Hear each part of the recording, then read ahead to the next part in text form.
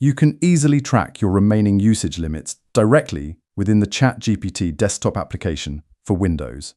This feature helps you monitor your plan's capacity so you know exactly when you might need to add credits or wait for a reset. If you find this quick tip helpful, please leave a like on the video.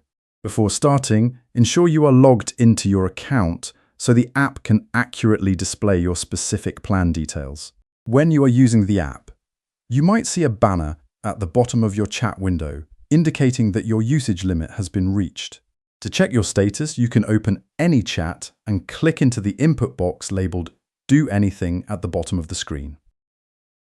Type /status into the field to trigger the command menu. You will see a menu appear that confirms this command shows your session ID, context usage, and current rate limits. Press Enter to submit the command. A status card will immediately appear above your input box. This card displays your unique session ID for reference.